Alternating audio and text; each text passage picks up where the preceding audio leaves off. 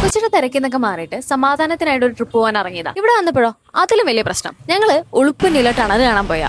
പോണ വഴിക്കാണെങ്കിലോ ഒരു ടൂറിസ്റ്റ് ബസ്സിന്റെ അടി ഇടിച്ചു റോഡ് മുഴുവൻ ബ്ലോക്ക്. പിന്നെതാ ജീപ്പിലെ ചേട്ടന്മാരും ബസ്സിലെ ചേട്ടന്മാരൊക്കെ തമ്മിൽ മൊത്തത്തിൽ അടിയായി ബഹളായി. ബസ്സിന്റെ ഫ്രണ്ട് മൊത്തം ഒരഞ്ഞ സീനായി. പിന്നെ അവരെങ്ങനെയൊക്കെ വണ്ടി പുറത്തെടുത്തു. അവിടുന്ന് ഞങ്ങൾ നേരെ ടണലിലേക്ക് പോയി. പോണ വഴി ഫുൾ ഓഫ് റോഡ് ആയതുകൊണ്ട് തന്നെ ജീപ്പുകാർ മാത്രമേ കൂടുതലുണ്ടായുള്ളൂ. ഈ ടണലിൽ ഏകദേശം 3 കിലോമീറ്റർ നീളം ഉണ്ടെന്നാണ് പറഞ്ഞത്. പക്ഷെ ഞങ്ങൾ പകുതി വരെ പോയിട്ട് തിരിച്ചിറങ്ങി.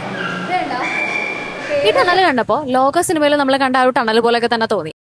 പിന്നെ അവിടെ നിന്ന് ഞങ്ങൾ കുറച്ച് ഓഫ് റോഡൊക്കെ കറങ്ങി വാഗമണെത്തി. അവിടെ നിന്ന് നേരെ വരാട്ടുമേടിലേക്ക്. 2 കൊല്ലം മുമ്പ് ഞങ്ങൾ വരാട്ടുമേട് പോയപ്പോൾ ഫുൾ ഓഫ് റോഡായിരുന്നു. നല്ല മഴയൊക്കെ പെയ്ത് വണ്ടിയൊക്കെ സ്റ്റക്കായി ഞങ്ങൾ തിരിച്ചു പോന്നു. ഇത്തവണ പോയപ്പോൾ കോൺക്രീറ്റ് റോഡായിരുന്നു. കാരണം മുകളിൽ റിസോർട്ടിന്റെ പണി നടക്കണോണ്ട് അങ്ങ് അറ്റം വരെ റോഡെല്ലാം കോൺക്രീറ്റ് ചെയ്തിട്ടുണ്ട്. ഞങ്ങൾ ചെന്നപ്പോൾ വലിയ ക്ലൈമറ്റ് ഒന്നും ഉണ്ടായില്ലെങ്കിലും ഒരു 12 മണി ആയപ്പോഴത്തേക്കും നല്ല കിടിലൻ ക്ലൈമറ്റ് വന്നു.